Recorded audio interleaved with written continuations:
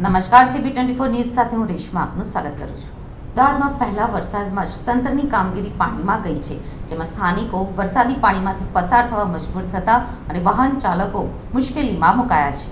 અમદાવાદમાં પહેલા વરસાદમાં દર વર્ષે પાણી ભરાવાની સમસ્યાથી જનતાને કોઈ રાહત મળતી ન હતી. અમદાવાદીઓ જેની આતુરતાથી રાહ જોઈ રહ્યા હતા એ વરસાદે સોમવારે મોડી રાત્રે ધમાકેદાર એન્ટ્રી કરી હતી. અડધી રાત્રે કડાકા ભડાકા સાથે મેઘરાજાએ એન્ટ્રી કરી હતી.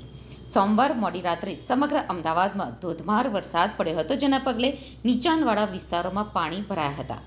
જોકે ભારે વરસાદના પગલે ગરમીમાંથી લોકોએ રાહતનો શ્વાસ લીધો હતો, તો બીજી તરફ નીચાણવાળા વિસ્તારોમાં પાણી ભરાતા લોકો મુશ્કેલીમાં પણ મુકાયા હતા.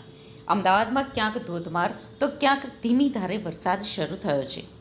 જેમાં અમદાવાદમાં ગઈકાલ રાતથી જ વરસાદ શરૂ થઈ ગયો છે. તેમાં વહેલી સવારથી શહેરમાં વરસાદ ચાલુ છે.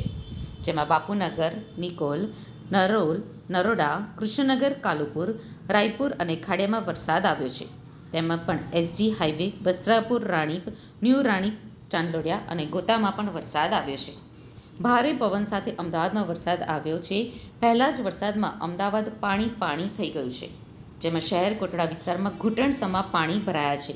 એક જ વરસાદમાં જાણે નદી વહેતી હોય તેવા દ્રશ્યો સર્જાયા છે. જેમાં સ્થાનિકો વરસાદી પાણીમાંથી પસાર થવા માટે મજબૂર બન્યા છે. દર વર્ષે પાણી ભરાવાની સમસ્યાથી લોકોને હાલાકી પડી રહી છે. તેમાં પહેલા જ વરસાદમાં સ્માર્ટ સિટી અમદાવાદ પાણી થઈ ગયું છે. વોરાના રોજા, શહેર કોટડા વિસ્તારમાં ઘૂંટણસમા પાણી ભરાઈ ગયા છે.